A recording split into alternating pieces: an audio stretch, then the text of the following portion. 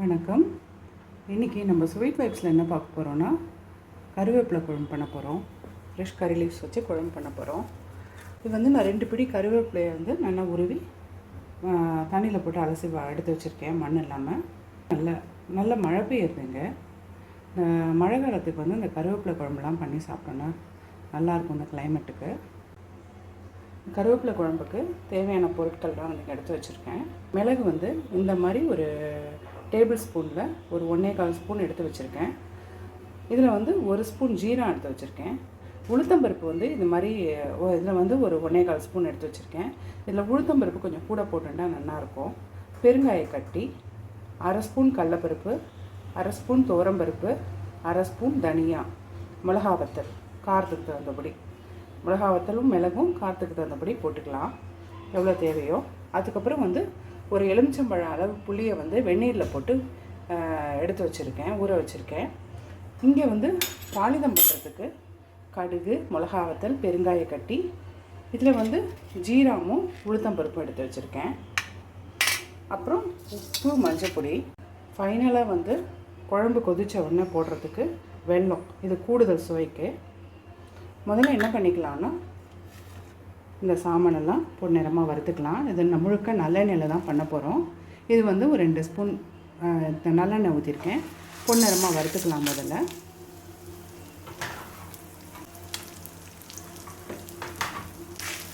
நான் வறுத்துட்டு காமிக்கிறேன். உங்களுக்கு கரெக்டான பதத்தில் வறுத்துக்கணும், அப்போ தான் நல்லாயிருக்கும். இந்த கிளைமேட்டுக்கு ரொம்ப ஜோராக இருக்கும் கருவேப்பிலை குழம்பெல்லாம், உடம்புக்கும் நல்லது. இந்த மிளகெல்லாம் வந்து மழை காலத்தில் சேர்த்துட்டோன்னா ரொம்ப உடம்புக்கு நல்லது. மிளகெல்லாம் வெடிக்கிறது, அது வந்து பொன்னிறமாக வறுத்துக்கலாம்.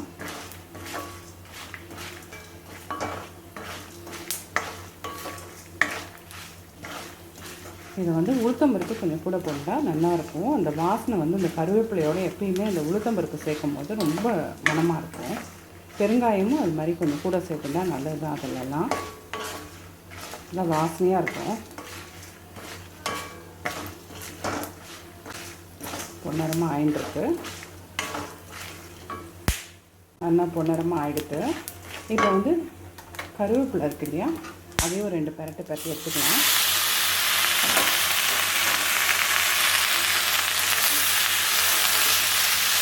ரொம்ப வதக்கிட்டோன்னா கலர் மாறிடும் குழம்பு. அதனால் கொஞ்சம் பச்சை வாசனை தரும்.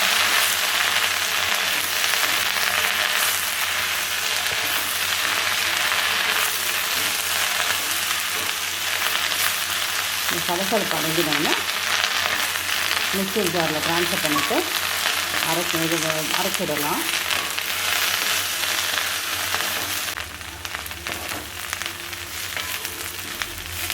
போகிறோம், கருவேப்பிலை வதங்கினது போகிறோம்.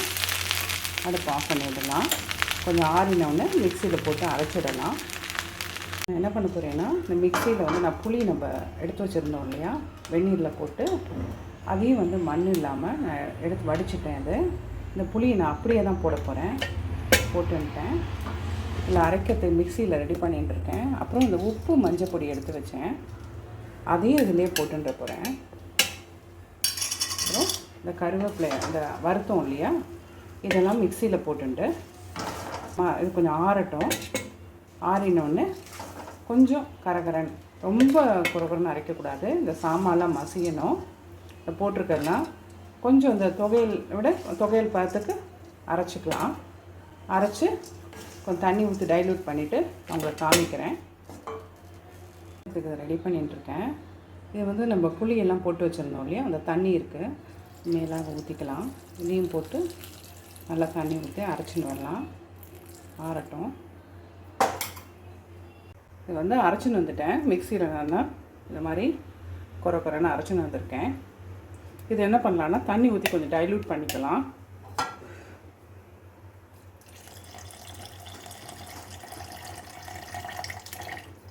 டைல்யூட் பண்ணிக்கலாம்.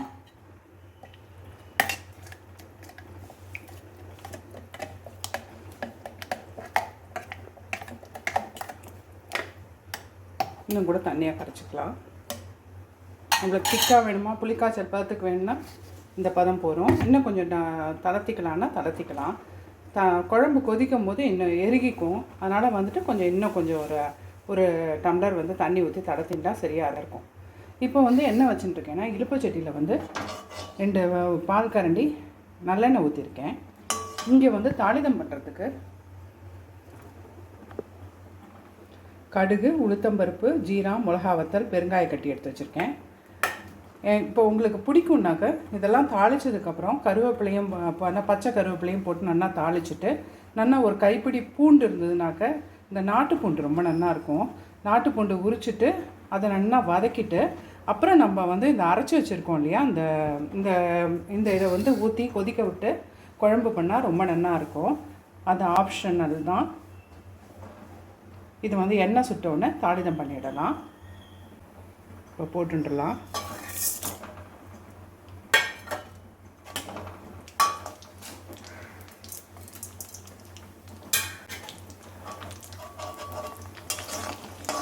பொன்னிறமாகட்டும். கடுகு வெடிச்சோடனே எல்லாம் பொன்னிறமாகட்டும்.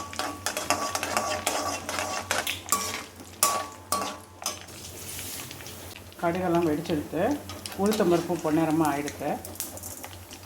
என்ன பண்ணிக்கலாம்னா ஃப்ரெஷ் கரி லீவ்ஸ் போட்டுக்கலாம். இந்த சைடில் நீங்கள் பூண்டு போட்டுட்டால் சரியாக இருக்கும். அதையும் போட்டு நல்லா வதக்கிட்டு இந்த அரைச்ச விழுதியும் கொட்டினா நல்லாயிருக்கும். ஊற்றிடலாம்.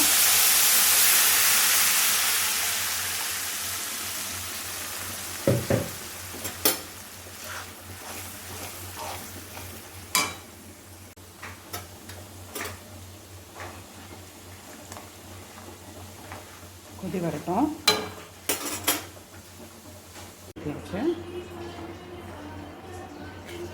கொதிக்கட்டும். குழம்பு ஆயிடுத்துனாக்க எண்ணெய் எல்லாம் மேலே கோத்துட்டு வரும்.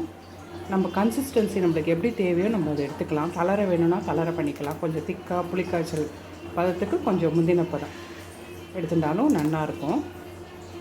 குழம்பு கொதிக்க ஆரம்பிக்கிறது. கொதிக்கட்டும். இதில் நம்மளுக்கு உப்பு வேணும்னாக்கா டேஸ்ட் பண்ணி பார்த்துட்டு போட்டுக்கலாம்.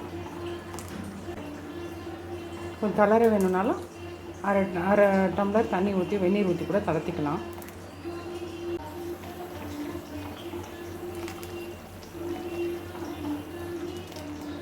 நல்ல மணமாக இருக்குது.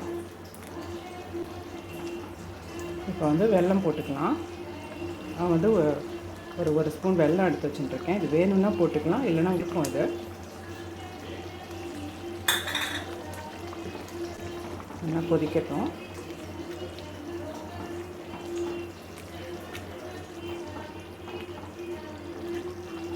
கொதி வரட்டும். சீக்கிரம் ஆகிடும் இந்த குழம்பு கொதிச்சுட்டு இருக்கு. நான் ஒரு ஸ்பூன் நெய் ஊற்றிக்கிறேன். நல்ல மணமாக இருக்கும். புட்டாப்பில் வச்சுன்னு சாப்பிட்டா ஜோராக இருக்கும்.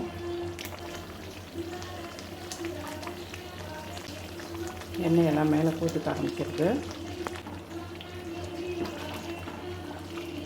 குழம்பு நல்லா ரெடி ஆகிடுது. பதமாக ஆகிடுது. எண்ணெய் எல்லாம் மேலே கோத்துட்டு வந்துடுது.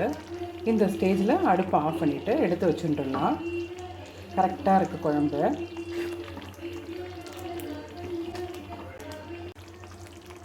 குழம்பு நல்லா பதமாக ஆகிடுது. எடுத்து வச்சுடலாம் பவுலில். சாதம் போட்டு நெய் போட்டுட்டு நல்லெண்ணெயோ நெய்யோ போட்டுட்டு குழம்பு அது ஊற்றிட்டு பிசைஞ்சுட்டா சரியாக இருக்கும். இதை எடுத்து வச்சுடலாம். பார்த்தா தெரியும் உங்களுக்கு இந்த பதத்துக்கு இருக்குது.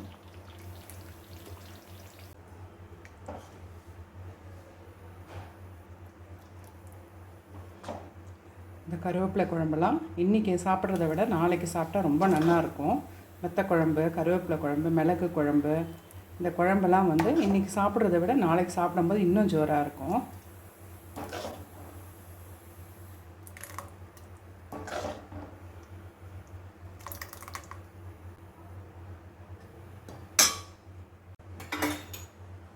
நல்ல ஜோராக கருவேப்பிலை குழம்பு ரெடி ஆகிடுது.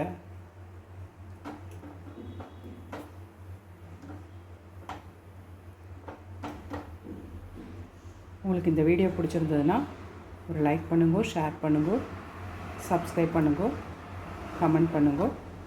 நன்றி. வணக்கம்.